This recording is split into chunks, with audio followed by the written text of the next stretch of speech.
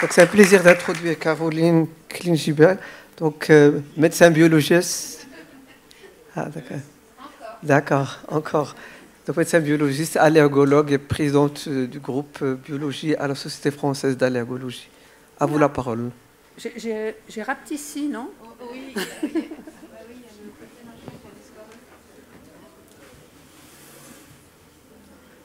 Ah, là je vous vois. Ils ont oublié que j'étais petite. Ah, voilà. Bon, bah c'est encore moi, mais il me reste 5 minutes, c'est ça? Oui, c'est ça. Donc, ce matin, je vous ai parlé des panallergènes. Et puis là, on va parler donc de l'autre catégorie, qui sont les allergènes marqueurs de spécificité. Et c'est eux, en fait, qui vont nous guider pour proposer des ITA. Donc, je suis repartie de la même diapositive que ce matin. J'aime bien Google. Hein. Donc, de la fiche qu'on a élaborée avec le groupe de travail. Et pourquoi je suis repartie de cette fiche? Parce que vous voyez donc en bas à droite, ce matin, on a parlé des panallergènes pour les pollen food syndrome. Et là, on va parler des allergènes marqueurs de spécificité. Alors, si on regarde la fin de cette fiche, il y a marqué « Quand prescrire les allergènes moléculaires ». Donc, en allergie respiratoire, on va les prescrire pour orienter le choix de l'ITA. Donc, c'est le propos de ce topo. Et puis, dans l'allergie au venin d'hyménoptère, on l'a marqué aussi « Diagnostic précis et orientation du choix de l'ITA ». Donc là, c'est bien clair. Alors, comme ce matin, je trouve que cette fiche, elle n'est pas à jour, même si elle date que de janvier 2024, parce que vous voyez qu'en alimentaire, on parle des panallergènes, mais on ne parle pas des allergènes moléculaires pour proposer l'ITA. Et vous allez voir qu'à la fin du topo, on pourrait le faire. Donc, pourquoi, depuis quand on parle des allergènes moléculaires et d'ITA? Eh bien, en fait, c'est depuis 2002, c'est assez ancien. Donc ça, c'est un papier de 2025 de Matricardi qui est paru dans le JACI et qui refait un petit peu une revue de tout ce qui a été fait en ITA. Donc vous voyez qu'en 2002, déjà, on propose les allergènes moléculaires, le diagnostic moléculaire, ce qu'on appelle, pour la prescription de l'ITA et pour la surveillance de l'ITA. Donc ça ne date pas d'aujourd'hui. Et là, c'est toujours dans cet article, c'est pour vous montrer l'allergène moléculaire au milieu et tout ce qu'il peut apporter à notre patient. Donc vous voyez bien que l'ITA, ça va nous aider à la prescrire, ça va nous aider à la suivre, etc. Donc ça, c'est une étude que je trouvais intéressante, qui est parue dans le JACI en 2014, donc c'est quand même assez vieux. Donc le but de l'étude, c'est il se disait que le diagnostic moléculaire pourrait modifier la prescription de l'ITA en améliorant l'identification des sources de pollen responsables de la maladie. Donc c'est une étude multicentrique. Il y avait 651 enfants italiens qui souffraient d'une rhinite allergique. Donc ils ont fait des tests cutanés au pollen de graminées, comme vous avez l'habitude de faire. Donc il y avait graminées, cyprès, olivier, armoise, pariétaire, etc.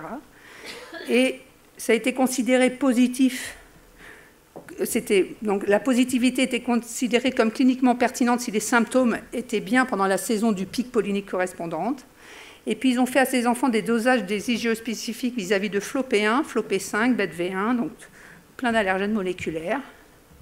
Et puis, ils ont prescrit l'ITA selon deux bras, si on veut dire, deux façons.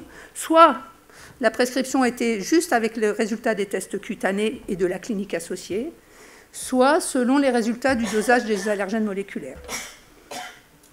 Et qu'est-ce qu'ils ont trouvé? Donc c'était quand même assez intéressant.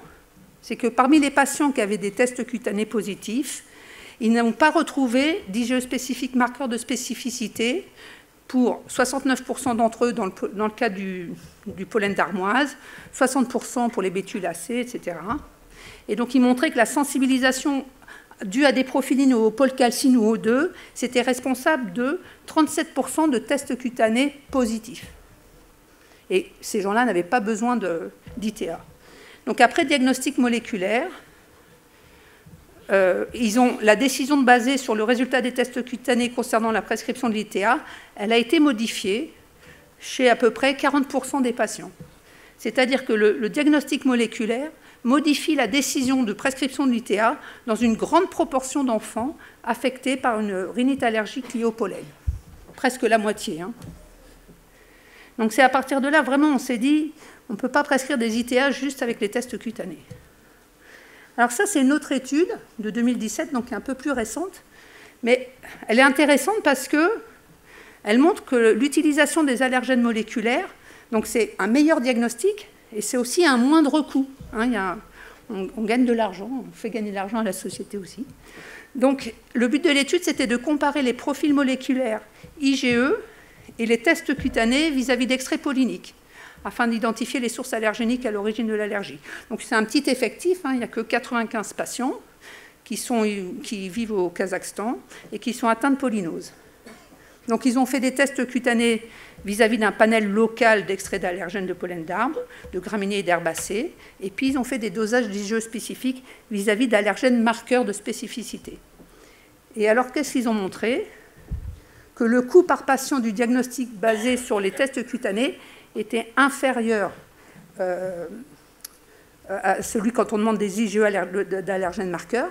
Mais par contre, comme le diagnostic moléculaire était plus précis dans la détection des sources d'allergènes responsables de la maladie, donc il y a eu moins d'ITA qui ont été prescrites, et à la fin, eh bien, on a fait quand même une économie, c'est passé de 1 112 € à 520 € par patient. Donc c'est pour montrer que, voilà, non seulement on est plus précis, mais en même temps, il y a un aspect économique important. J'aime bien sortir un peu des... Donc, ça, c'est une étude, bon, ça ne va pas trop vous aider pour l'ITA, mais c'est une étude de cohorte, enfin, c'est une analyse qui est assez intéressante. Donc, c'est 119 patients allergiques aux acariens de la cohorte MAS en Allemagne.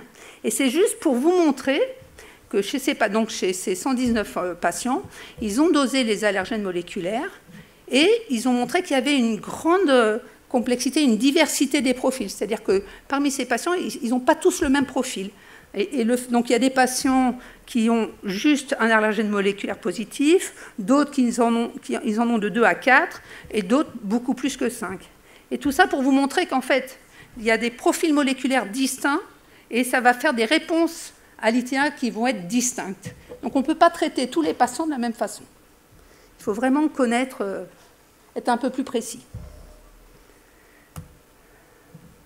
Donc la première partie, c'est allergènes moléculaires et ITA respiratoire.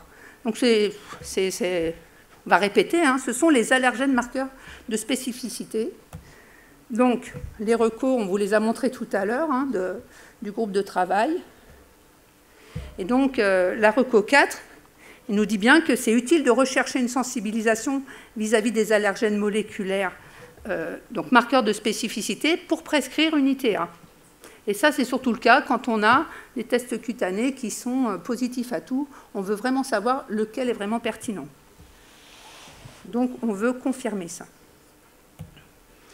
Et puis, donc, on avait fait un petit algorithme, là, avec Habib. Et vous voyez bien que, tout en bas, la prescription d'ITA, le fait de prescrire les allergènes moléculaires, ça oriente le choix de l'ITA. Donc ce tableau, vous l'avez vu aussi ce matin, hein, il est un peu plus précis. Ce sont les allergènes moléculaires marqueurs de spécificité qui vont vous aider à dire que vraiment ce patient il a une allergie vraie vis-à-vis de cette source. Donc par exemple pour le pollen de cyprès, on sait tous que l'allergie moléculaire spécifique d'espèce, donc marqueur de spécificité, c'est CUPA1. Donc dans l'allergie au pollen de graminées, donc ça ce sont des trucs... assez simple, assez bateau. Donc les graminées, c'est une des plus importantes sources d'aéroallergènes au monde. Vous savez qu'il y a plus de 2000 espèces. Et donc il y a 11 groupes d'allergènes qui ont les mêmes propriétés physico-chimiques et immunologiques. Alors généralement, on recherche des IgE vis-à-vis d'une seule espèce, ça suffit. Hein, ce n'est pas la peine de demander des IgE vis-à-vis de G3, G6, G12, tout ce que vous voulez. Et puis quand c'est positif, vous savez que si vous demandez des IgE vis-à-vis de G213, qui est FLoP1 et FLoP5, ça en théorie, enfin, ça suffit pour proposer une ITA aux patients. C'est une des indications. Mais ça, c'est un truc assez simple. Il y a d'autres algorithmes qui sont un peu plus élaborés. Alors, dans le MOG, il y a FLOP1, FLOP5, mais ils associent aussi, si on a une sensibilisation vis-à-vis de FLOP7 et FLOP12, ça ne va pas être une indication à faire une ITA. Ça ne suffit pas, quoi, juste FLOP1, FLOP5. Hein, il faut être un peu plus précis, un peu plus fin, pour vraiment savoir si notre ITA va marcher ou pas. Je reviendrai après, il y a d'autres algorithmes beaucoup plus poussés. Donc, dans l'allergie aux acariens, donc aux acariens domestiques, donc il y a D1 et D2. Donc ça, c'est pareil, on n'est pas obligé de faire les IgE vis-à-vis de D1 et de D2. Hein, juste D1, ça suffit, ou juste D2. C'est souvent, quand l'un est positif, l'autre est positif. Et donc, là, je vous ai mis juste les allergènes majeurs et spécifiques d'espèces ou marqueurs de spécificité qui peuvent être utiles pour proposer l'ITA. Ça, c'est une page du MOG. C'est juste pour vous montrer. Les allergènes en vert sont, c'est vrai que c'est un vieux terme, hein, marqueurs de spécificité, et ceux en gris sont des allergènes croisants. Donc, ça vous aide un petit peu pour voir. Alors, ça, c'est un article de 2021 donc qui propose beaucoup d'algorithmes, en fait, pour savoir si je dois faire une ITA ou pas. Donc, ce qui est intéressant dans tous ces algorithmes, donc je vais vous les passer en revue, mais on ne va pas les détailler, je vous laisserai les diapos si vous voulez, c'est qu'ils tiennent compte donc, des allergènes moléculaires, comme on a vu, mais aussi de la clinique. Donc, par exemple, il y a un algorithme pour l'allergie au pollen et pour savoir si je vais faire une ITA ou pas. Donc, vous avez toujours l'histoire clinique au départ. Hein. Il n'y a pas d'allergie sans histoire clinique, hein. Ça n'existe pas. Et puis, donc, il y a les résultats des tests cutanés, et puis il y a des panels qui sont proposés, et en fonction de la positivité de certains allergènes moléculaires, ils vont vous dire si on peut faire une ITA ou pas. Donc, généralement, l'ITA est non recommandée pour les patients polysensibilisés. Et quand il y a des panallergènes, on sait que ça marche moins bien. Ah, je vais passer celle-là. Donc ça, c'est ce que je vous disais tout à l'heure, c'est un autre algorithme qui propose, c'est toujours pour le pollen de graminées, et si vous voyez par rapport à tout à l'heure, ça tient compte, en plus de ça, de la clinique. Donc il y a des petites subtilités en plus qui vont vous faire dire, oui, je peux proposer une ITA aux graminées, ou non, je ne le fais pas. Donc pareil, il y a un algorithme pour l'allergie au pollen d'olivier. Donc, ils disent quand même que les allergies au pollen d'olivier sont l'un des modèles d'allergie les plus complexes, parce que les cultivars d'olivier couvrent des zones homogènes et présentent des différences marquées dans la teneur en pollen allergénique. Donc, il y a des sensibilisations mineures à certains allergènes. Donc, le diagnostic moléculaire, il est vraiment très, très important. Donc, vous voyez, là, ça tient compte d'allergènes moléculaires de l'olivier, mais ça tient compte aussi des résultats des allergènes moléculaires de la fléole et d'autres. Donc, il y a aussi un algorithme qui est proposé pour l'ITA dans l'allergie liée au LTP. Et donc, pareil, on part de la clinique, il y a des résultats de tests cutanés et on propose de doser, de rechercher certaines positivités vis-à-vis d'allergènes moléculaires, de LTP et aussi d'allergènes marqueurs comme ARTV1 ou PLA1. Et en fonction des résultats, ils vont vous dire si on peut faire une ITA. Et une ITA à quoi? À la pariétaire, au platane, à la pêche ou pas, ou bien il ne faut pas en faire. Alors là, on va passer au fanère d'animaux, donc chat-chien. Donc on a vu un petit peu ce matin. Donc là, il y a plusieurs algorithmes. Donc il y a des algorithmes de diagnostic de l'allergie. Et ça, c'est un algorithme. Est-ce que je vais proposer l'ITA ou pas? Donc pareil, en fonction des positivités des allergènes des uns ou des autres. Donc ce qu'il faut retenir quand même, c'est que seuls les patients sensibilisés à des allergènes majeurs devaient être éligibles à l'ITA. On ne va pas désensibiliser contre tout. Donc ça, on a vu aussi ce matin, donc je ne vais pas revenir dessus. Donc vous avez en haut les allergènes moléculaires spécifiques, marqueurs de spécificité, et en dessous, ceux qui croisent, les panallergènes, qui peuvent être des lipocalines ou des sérumalbumines. Et puis là, donc ça c'est moi qui avais fait ça d'après le MOG, pour être un peu plus explicite. Donc j'ai un extrait positif au chat. En fonction de mes résultats d'allergènes moléculaires, je vais proposer une ITA ou je ne vais pas la proposer. Donc il y en a un algorithme pour le chat. Je vous ai fait un algorithme pour le chien. Quand est-ce que je dois proposer mon ITA ou pas? Et puis, alors, pour le cheval, ça c'était intéressant, parce qu'en fait, on n'a pas d'outil pour le diagnostic in vitro, on n'a pas d'allergène moléculaire vraiment dosable pour le cheval, spécifique, pour savoir si on est vraiment allergique au cheval ou pas. Donc on est obligé, en fait, de procéder pas par élimination, mais voilà, dire c'est pas ça, et pour à la fin dire oui, je suis allergique au cheval. Donc ça aussi, je vous le laisserai. C'est-à-dire que c'est quand tout est négatif que c'est le cheval et ce ne sont pas les autres. Donc c'est important de savoir exactement à quoi son patient est allergique pour ne pas se tromper d'ITA. Alors, les allergènes moléculaires et l'ITA au venin d'hyménoptère, donc ça c'est archi connu aussi. Donc les recos qu'on avait de la SFA, toujours les mêmes. Pourquoi on va faire des allergènes moléculaires? Parce que pour savoir si on va désensibiliser, faire l'ITA vis-à-vis de l'abeille ou de la guêpe, parce que ce n'est pas la même chose. Donc, vous savez que les recommandations internationales, quand on est face à une allergie au venin d'hyménoptère, il faut doser de principe une tryptase basale et puis faire des IgE spécifiques, parce qu'avec les tests cutanés, on ne va pas s'en sortir, parce que tout va être positif et il y a tout qui croise. Alors ça, c'est exprès, c'est pour vous embrouiller, parce que les allergènes moléculaires des venins d'hyménoptère, c'est tout ça. Donc il y en a beaucoup, on n'a pas besoin de tout ça, et si on veut regarder tout ça, on ne sait plus où on est perdu. Donc en fait, ça, ce sont les allergènes moléculaires des venins d'hyménoptère, mais ça, ce sont les allergènes moléculaires d'intérêt des venins d'hyménoptère. Donc ce sont ceux dont on a besoin pour raisonner et pour comprendre. Donc vous avez ceux qui sont responsables de réactions croisées, sur votre gauche, ceux qui sont responsables de co-sensibilisation sur votre droite, et puis en haut et en bas, ce sont les allergènes moléculaires qui sont d'intérêt pour voir, qui sont marqueurs de spécificité, pour savoir vraiment si c'est la guêpe ou si c'est l'abeille. Donc finalement, il n'y avait pas besoin des 120 qu'il y avait avant. Donc là, pareil, toujours dans cet article, donc vous avez des algorithmes pour vous aider dans le diagnostic de l'allergie au venin d'abeille et de guêpe. Et puis à droite, c'est plutôt pour le venin de guêpe Vespula versus Polis. Donc ça, c'est pour le diagnostic.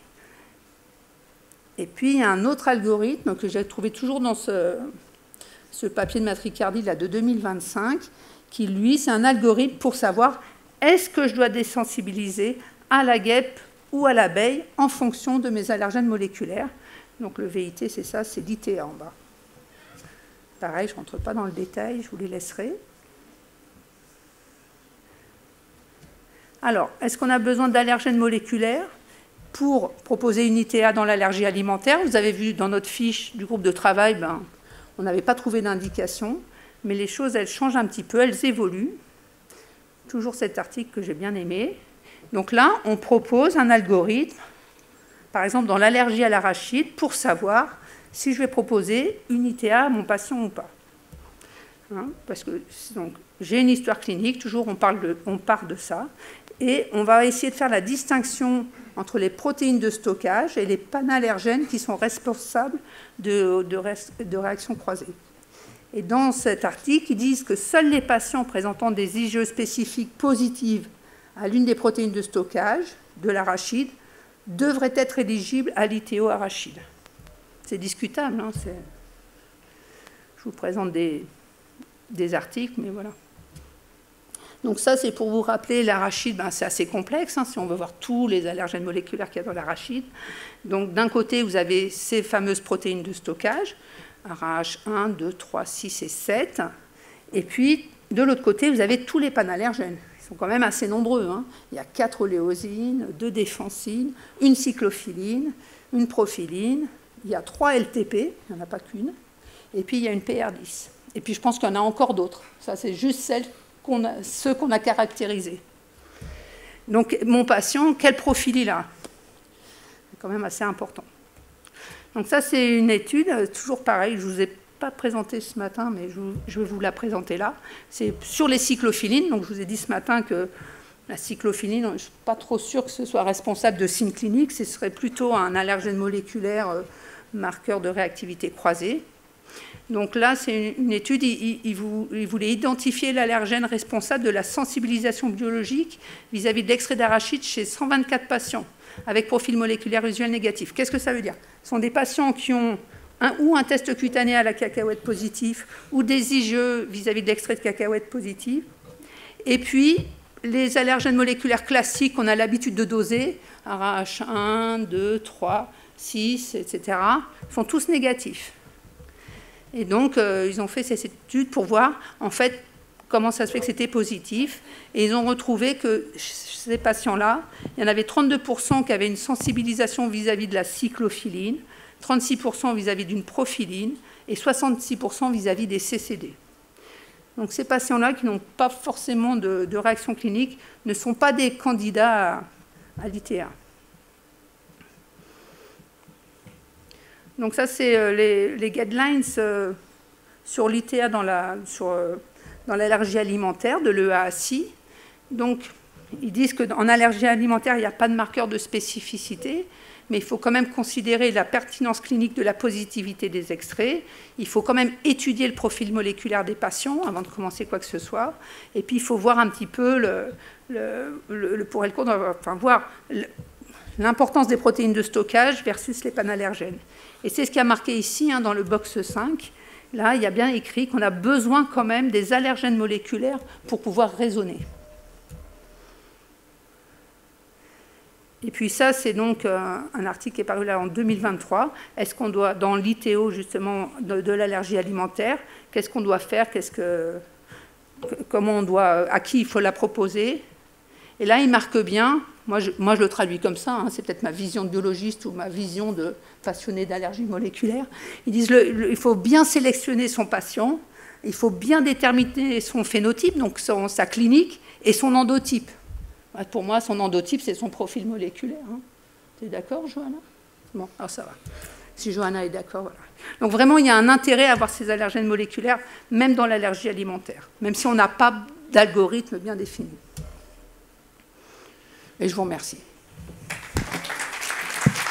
Merci Caroline pour cette excellente mise au point contre l'intérêt de l'allergologie moléculaire dans une médecine de précision, dans une prise en charge personnalisée. Je crois que... Alors, je ne suis pas rentrée dans le détail de chaque algorithme, parce que sinon on est là jusqu'à 14h, mais je vous les laisserai. Ces algorithmes très pédagogiques. Voilà. Je pense que ça peut être utile en pratique quotidienne. Est-ce qu'il y a des questions dans la salle? Il a parlé de couscous tout à l'heure, donc je pense que... je pense qu'ils savent, ils connaissent tous les algorithmes maintenant, donc... Non, je ne suis pas sûre. Donc, du coup, juste une question très courte. Dans les venins d'hyménoptères, est-ce qu'il peut arriver qu'il y ait un profil de réaction croisée avec uniquement des IgE contre un allergène commun, sans allergène marqueur? Ce serait que des CCD alors? Non, mais APM5 par exemple. Je ne sais pas. Non. Ce serait une question à traiter pour une prochaine édition. D'accord, je vais réviser, Johanna. Je rends le micro à Shafik. Oui, merci madame. Je voudrais juste une petite précision. Moi, je suis là. Voilà. Donc, après tous ces algorithmes et qu'on reste dans l'incertitude, je ne pense pas qu'on finira par envisager une ITA ou quelque chose. Alors, quelle est la valeur ajoutée de toutes ces recherches, de tous ces profils? Alors, dans cet article, donc, il propose des algorithmes justement pour pas faire une ITA à tort ou une ITA qui ne va pas marcher. C'est vraiment pour faire la médecine de précision, quoi, pour être sûr que ce qu'on va faire va marcher. Maintenant... Mais en pratique de vie, je ne pense pas que ce sera possible. Pourquoi? Il y a 2-3 allergènes moléculaires à chaque fois à demander, hein, il n'y en a pas 36.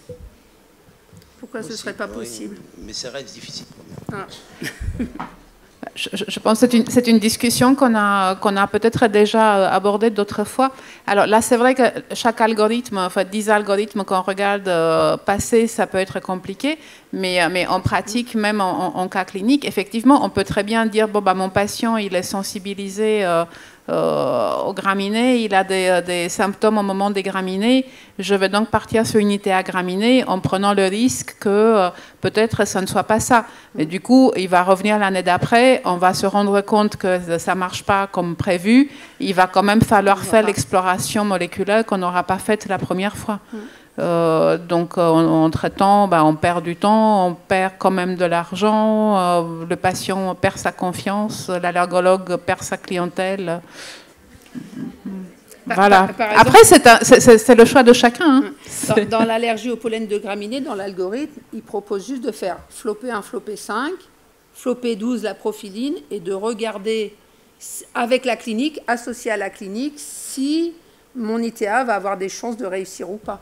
Donc ça fait 3 allergènes moléculaires associés à la clinique, attention. Hein. Donc c'est faisable, je pense. Très bien. Je crois qu'il est temps de s'arrêter sur cette belle conclusion. Le couscous va refroidir. Donc je remercie donc tous les orateurs pour cette belle matinée. Et puis donc n'oubliez pas l'inscription pour les ateliers cet après-midi. Oui. Bon appétit, bon après-midi. Younes. Oui. Merci beaucoup. Juste, attendez, s'il vous plaît, une annonce importante par rapport à la suite des programmes. Asseyez-vous. Alors, donc on va manger. Après, donc on reprend à 14h30.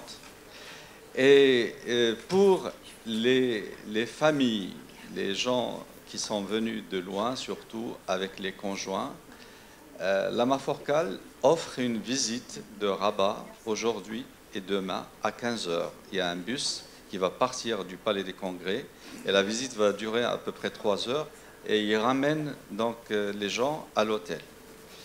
Voilà. Pour les conjoints, pas pour la... mais pour les médecins, restez, on a des choses importantes à dire. Bon. Après, sinon, par rapport à l'organisation des ateliers, il y a 2 ateliers, parce qu'on m'a posé la question. Donc, vous ne pouvez pas faire tout en même temps. Vous choisissez un atelier ou cas clinique. Les gens qui n'ont pas de place dans les ateliers, parce que je suis persuadé qu'ils vont être pleins, ils peuvent faire les cas cliniques. Et les cas cliniques sont d'une extrême valeur. J'aurais aimé être avec vous dans les cas cliniques, mais je ne peux pas laisser Johanna et Caroline toutes seules. Et